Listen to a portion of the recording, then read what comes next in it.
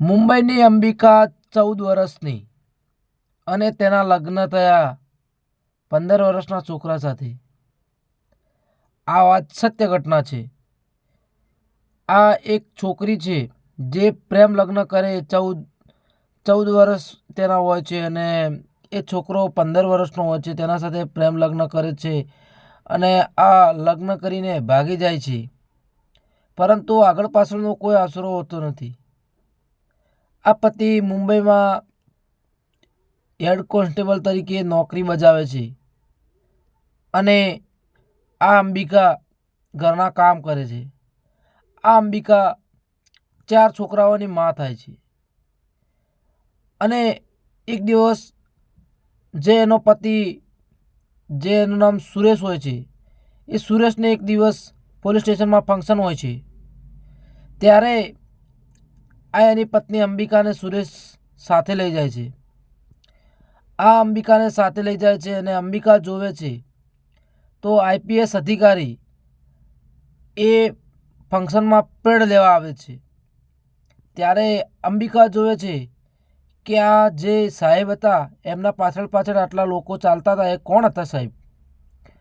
તો આ સુરેશે તેમની પત્નીને ઘરે જઈને ખૂબ સારી રીતે સમજાવ્યું અને એવી રીતે સમજાવ્યું કે આઈપીએસની બધી વાત કેવી રીતે અને કેવી રીતે નોકરી લેવી અને કેટલી મહેનત કરવી પડે તે તમામ જાહેર વાત કરી. અને આ અંબિકાએ તેને એક નિર્ણય લીધો કે તમે મને સાથ આપશો તો હું પણ આવી એક પરીક્ષા પાસ કરવા માગું છું.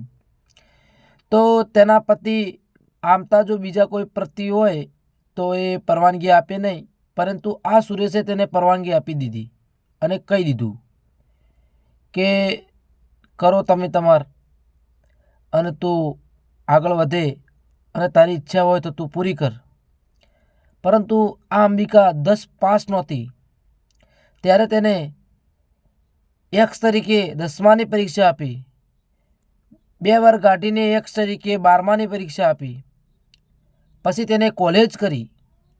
કોલેજ 3 વર્ષની પૂરી કરીને ગ્રેજ્યુએટ થઈ.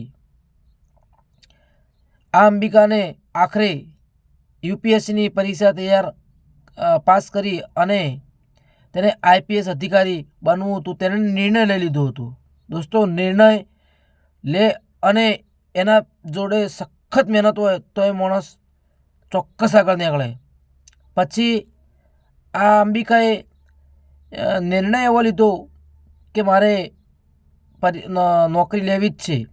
પછી આને વાંચવાનું ત્યાં મુંબઈમાં એડજસ્ટ થતું ન હતું.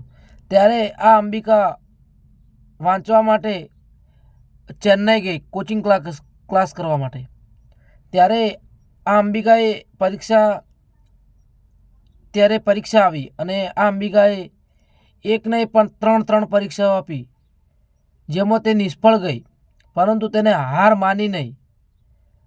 જે દિવસે પરીક્ષા પૂરી થાય પછી પહેલેથી વળી એમની એમ તૈયારી ચાલુ કરી દીધી.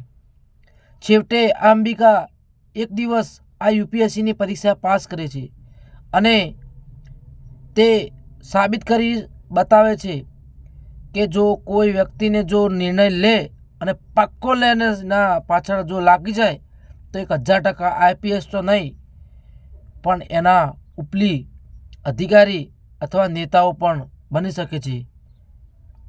એવો દૃઢ સંકલ્પ લેવો એ નાના મોટાની વાત નથી.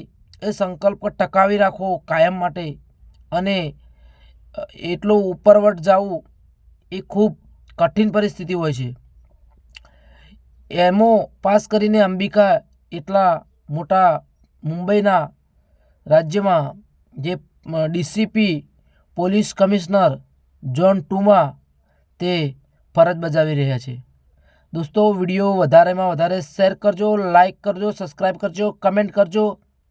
આ કહાની એક સત્ય ઘટનાની છે. જય હિન્દ, જય ભારત.